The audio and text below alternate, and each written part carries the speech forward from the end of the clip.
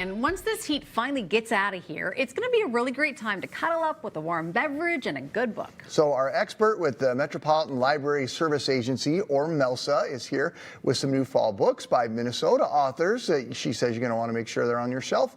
Sally Lederer is here. Hi, Sally. How are you? Great. Thanks for having me. I would like to clarify at the beginning of the show, I referred to you as Sally the librarian. You did tell me that you're not the librarian with MELSA. Okay, just to clarify. I do not have those credentials. Okay, I wouldn't want to make a This claim. isn't a stolen valor situation, Sally. Sally said she's got connections. She knows a lot of them. Right. For our practical purposes, you might as well be a librarian, right? So, how'd you come up with the books you have today? Okay, so these are Minnesota authors, and with one exception, the books take place in Minnesota as well. Oh, cool. And so the first one is the Book Haters Book Club by Gretchen Anthony. She is a local author who lives in Minneapolis, and the Book Haters Book Club. It's a great name. I think so too. Is about a bookstore called Over the Rainbow, which is not a real bookstore in Minneapolis, but in the book it is. Yep.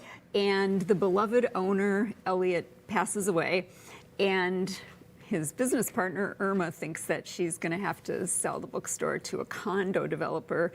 Ooh, evil, right?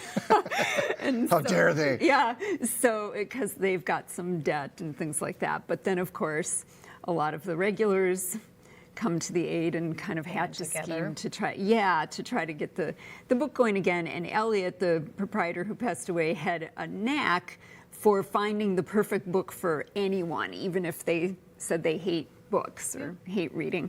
And so they developed this Book Haters Book Club. And what's kind of fun about it is within the book, there are these book recommendations, and I flagged one under the Book Haters Book Club newsletter.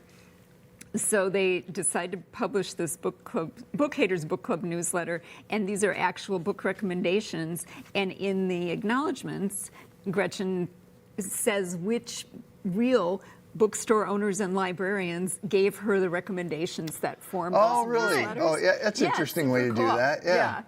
So, yeah, it's really fun. I recommend that one. And she also has a newer book that's out called Tired Ladies Take a Stand. And I would also really recommend that one. That's about four friends. They, in their 20s, these four women decided they were just going to go after life and do the year of yes thing, where you just say yes to everything. Well, that book takes place 20 years later, and they're all just like, a lot of stuff has happened, they're exhausted, and so they all decide to do the year of no instead. That sounds amazing. Yeah, it's really cute. So she's very funny. Her books are very funny. She's kind of a humorist and writer. You kind of get that from the titles of both books. Yep. I like the title of this one too. It's Break Every Rule. Yes. So Brian Freeman is a Carleton College grad, and he lived in Minnesota for decades. A couple years ago, he did move to Florida.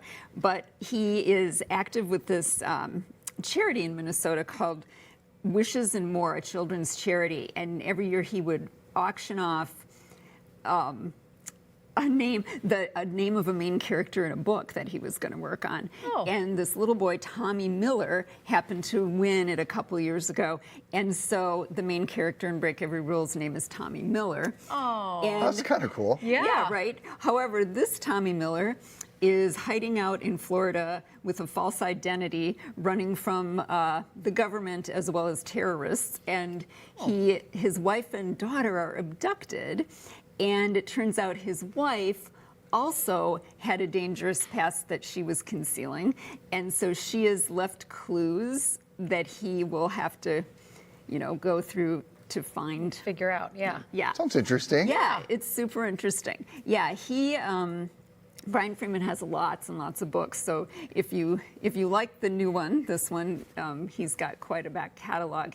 He's got a series with a detective named Jonathan Stride that's very popular.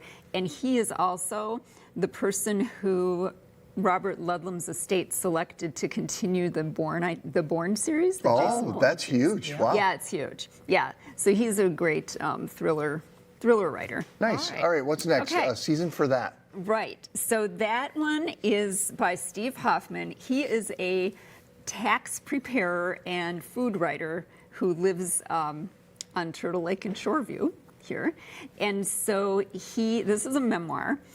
He has always loved France and Paris and really romanticized France like a lot of people do. And he decided, he visited there when he was in college and fell in love with it and just became, by his own admission, like super pretentious about it and just everything French, you know. So he and his family had this opportunity for 6 months. They moved to this little tiny village in the south of France. And this is kind of about their time there. And I can just tell you, like, one scene that they talk about is the kids are 9, his son is 9, and his daughter is like 13 or 14 when they go there. And the first day they go to this cafe, and they can't figure out what anything on the menu is. Nothing looks good, you know, the kids are just like, ugh. And his wife, Mary Jo, when the waiter comes over, Steve, the husband, is determined he's going to, you know, order in French, and he's going to order real French food and all this. And the waiter comes back to take the order, and his wife is just like, 3 cheeseburgers, please, you know, because cheeseburgers were the only thing on the menu they could recognize that she and the kids wanted to eat. Well, when the cheeseburgers arrive, it turns out they're not really what they had in mind. The cheese is not American cheese or cheddar cheese or anything recognizable, and is in fact a super pungent like cheese. They're just like, and then also they're prepared rare. So you know, a rare burger is, the kids are just like, this isn't even. Can we go back to America, please? You know? So it's things like that, but it's really good. I really enjoyed reading this one. It sounds cute. A good adventure. I think we're out of time, Sally. We're not going to be able to get to the last one. Oh my goodness. No, sorry about that. You got us a great start here with. But maybe we can do this one and post it online. Oh, sure. Great That'd idea. be great. For a list of Sally's recommendations and for more information about the books, head to minnesotalive.com.